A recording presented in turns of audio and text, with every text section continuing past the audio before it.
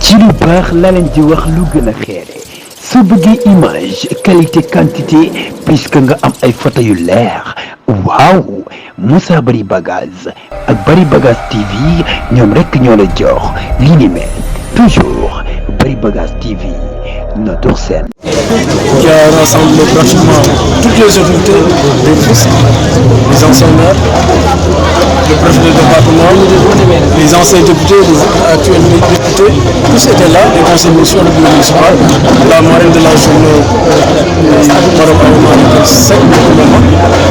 En tout cas, c'est une très grande fierté. À la fois, on donne un privilège en tant que maire de la ville de Soudan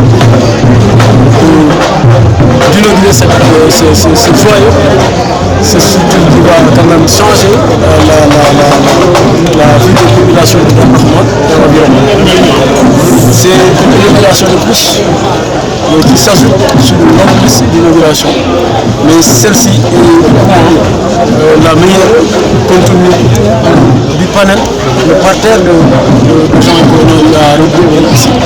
D'autres pas nous remercions. C'était une demande sociale? Plus qu'une demande sociale. Parce qu'en réalité, la commune de Rufisque Nord polarise plus de 150 000 habitants. Et pour 150 000 habitants, on n'a que 5 postes de santé. Darahman, à elle seule, les quartiers d'Arman à eux seuls font plus de 40 000 habitants. Il n'y avait pas de poste de santé, il n'y avait pas d'école, il n'y avait rien. C'était pour nous un sacerdoce d'inaugurer ce poste-là. On a dit que c'est possible. Ce que vous voyez ailleurs est possible ici. C'est pourquoi quand vous venez, vous faites toute la commune, c'est au fond que vous retrouverez ce poste. Cela montre en réalité une vision. Désengorger la commune, également permettre aux autres populations qui sont de l'autre côté de pouvoir accéder aux soins de qualité dans d'autres structures. Le poste de Darma va soulager le poste de santé de Chérif, va soulager même l'hôpital de Sumbarga, mais également les autres postes qui sont aux alentours et qui étaient vraiment bouqués à cause de la forte fréquentation de la population. Vous avez aussi parlé de poste de santé en état d'élaboration de phase. Que comptez-vous faire? Rebâtir, comme je l'ai dit.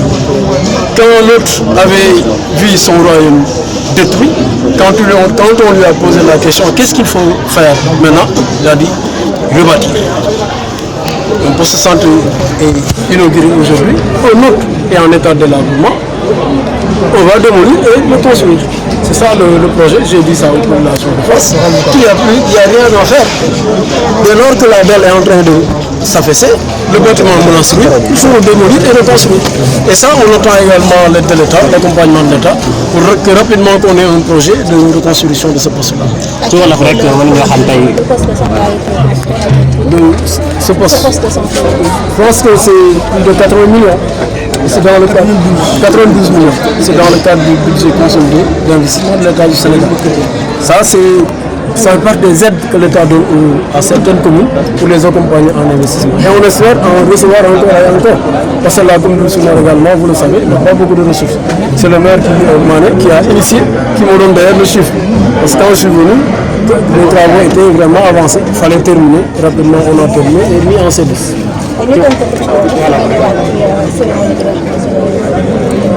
Voilà, sant yàlla bu baax sant suñu ñaari waajur sant population commune de Rufisque Nord yi nga xam ne ñoo ñu jox opportunité bi ñu mën leen liggéeyal di sant également ñi nga xam ni ñoom ñoo bàyyi seen jot yëpp ñëw fii ànd ak ñun tey dañoo am mbir trop ñëw ci bis bi.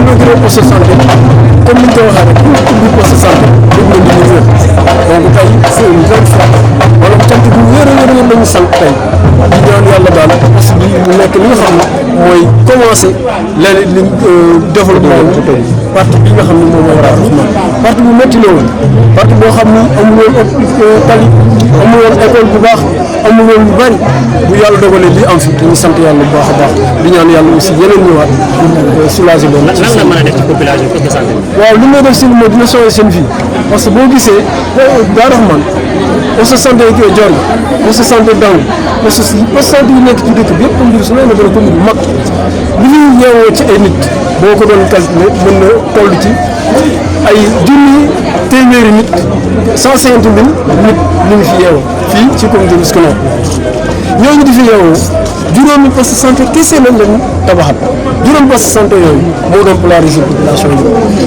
40 000 habitants yi nekk fii ci Darou Rahmane poste bi ñu leen tabaxal dina permettre poste santé Diorno mu soulagé wu bu ko defee nit ñi mën a am accès ci soins yi te mu nekk ay soins de qualité donc xam naa dina changer seen dund dina yombal également accès aux soins aux premiers soins ñoom dina leen permettre daal ñu nekk seen nekkin gën a ñoŋ daal. bu biir bi tabax am na buy daanu moom ndax mën ngeen. waaw loolu mooy àddina dañuy ubbi fii poste de santé waaye poste santé Fass toll na foo xam ne dañ ko war a daaneel ndax poste boobu bu amulee fanweeri at jege na ko poste boobu fanweeri at nag wala mu jege ko te ñu gis ni dal bi ma ngay wàcc suuf gi lu ci bari ma ngay bàyyi bi nga jotee rapport JM jot rapport commission auxiliaire protection civile dañ ne bu ñu xaarati nañ ko daaneel nag ci topp mooy ut projet tabaxaat possible te incha allahu rabi dañ ci yaakaar état du Sénégal mu accompagne ci pour ñu am un projet rapidement pour mën a tabaxaat poste boobu loolu daal di wax population Fass rek nañ ñu mënal tuuti te xam ni suñu yéene mooy poste yëpp ñu reprendre te incha allahu rabi luñ ci mën def dañ ko ci def li ci des incha allah ñu xaar ci ndimbalu état pour mën a àggal li ci des yëpp.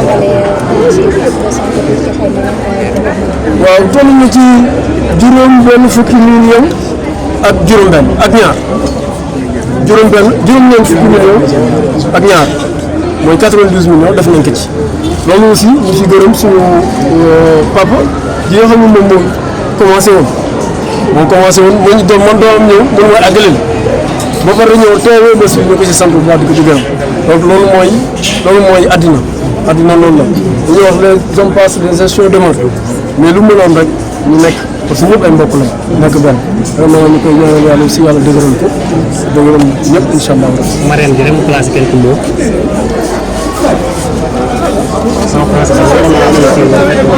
C'est un grand honneur.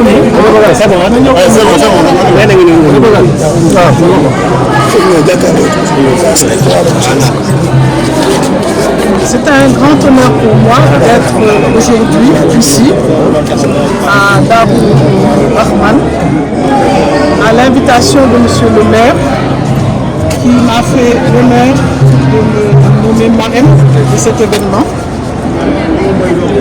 En tant qu'ancienne ministre de la Santé, je ne peux qu'être heureuse de pouvoir assister à l'éclosion des infrastructures de santé dans une zone aussi peuplée et qui n'en avait pas.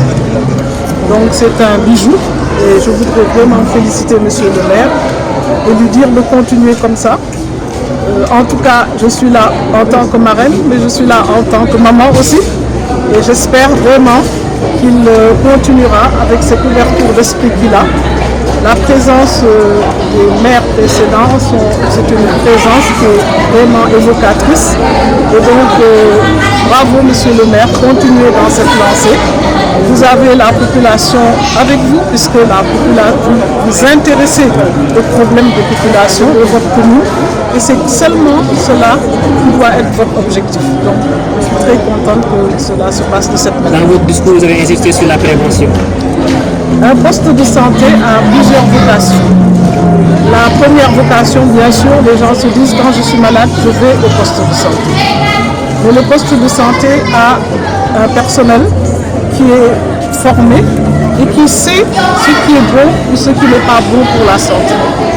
Donc, que ce soit les médecins jusqu'au relais communautaire, jusqu'au Badianoubok, ce sont des outils que nous avons ici et qui peuvent permettre la prévention dans la commune.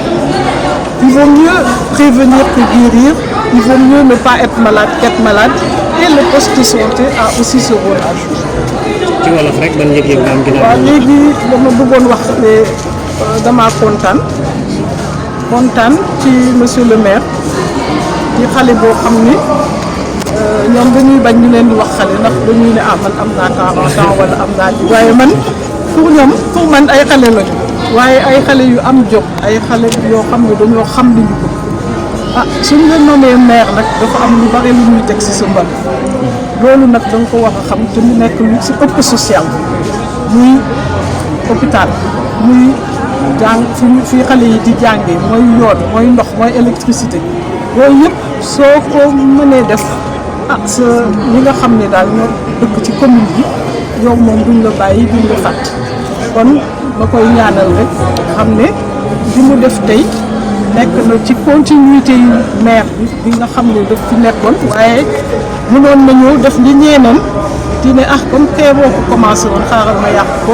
defar leneen sax ci beneen place donc loolu yëpp gis nañ ko moo tax esprit bi mu am moom la ñuy rafetlu xam ne daal ñaan yàlla mu may ko kàttanu mën a continuer li mu sumb te mu nekk loo xam ne ndam lay doon pour moom waaye ndam lay doon ci population bi commune bi may gërëm itam population bi parce que wuy si nañ ma yëpp a ngi fi man daal kontaan na te maa ngi koy ñaanal daal jërëjëf. Nous venons de procéder à l'inauguration du poste de santé de Darou Rahman, qui est une réalisation de la commune de Rufisque Nord dans le cadre du budget consolidé d'investissement de l'État du Sénégal. Je le disais tantôt, c'est une inauguration ou bien une infrastructure qui laisse apparaître des symboliques très importants.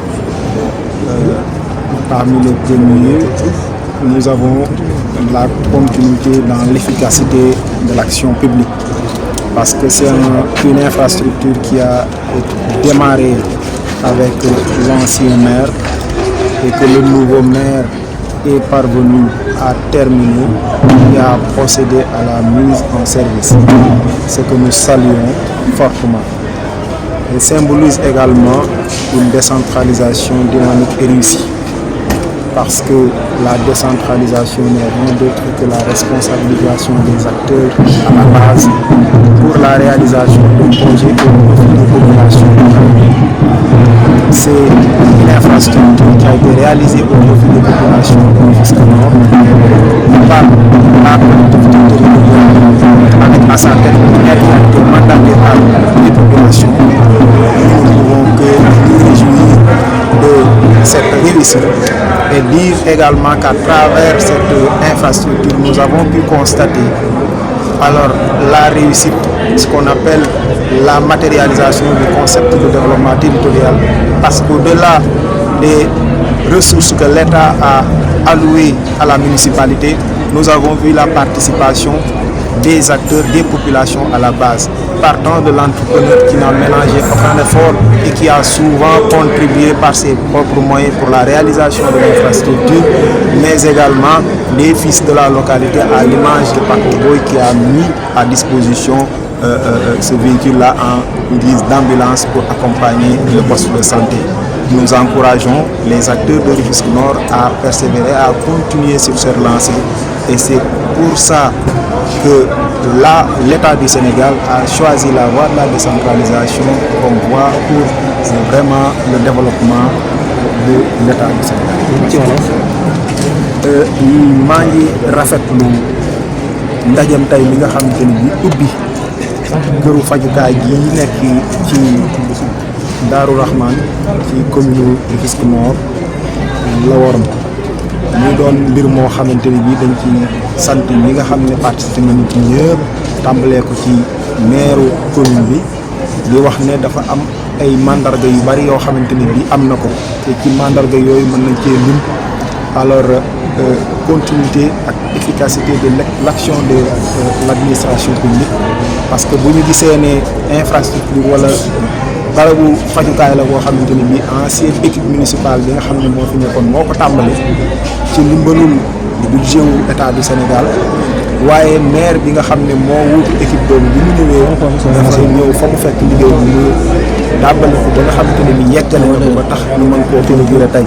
loolu nag lu rafet la loo xamante ne day wane ne yoon wi ñu jël ci décentralisation yoon bu baax la, ndax wane na également que ne population bi ne acteur askan wi nga xamante ne ñoo dëkk Rufisque Nord yëpp jàpp nañ ci, ndax gannaaw xaalisu état bi nga xam ne dugg na ci jox ko collectivité territoriale bi, yeneen askan wi tàmbalee ko ci entrepreneur bi nga xam ne moo tabax bâtiment bi nga xam ne à chaque fois wala parfois sax dugal na ci xaalisam ngir bâtiment bi pare ndax fi la dëkk te bu sañoon ab dëkkam mu def fa wala mu am lu baax waaye yemut foofu am na yeneen doomi dëkk bi ko ci mel ni Mahib Diop bi nga xam ne jël na ambulance dolli ko ci te ambulance mënta ñàkk ci infrastructure bu mel nii donc ñuy rafetlu yooyu action yëpp di leen ñaax également ñu continuer ci yeneen projet yoo xamante ne bi njëriñ askan wi kese moo ci nekk waaye di ñaax également askan wi nekk Daaru Rahman ñu fonk poste de santé bii fonk ñi fi liggéey xam ne également ñoom itam askan wee tax ñu indi leen fi bu fi askan wi néewtoon duñ fi ñëw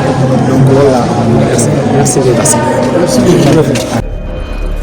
ci lu baax la leen di wax lu gën a xeere soo bëggee image qualité quantité puisque nga am ay photo yu leer waaw Moussa Bari Bagage ak Bari Bagage TV ñoom rekk ñoo la jox li ni mel toujours Bari Bagage TV notre scène.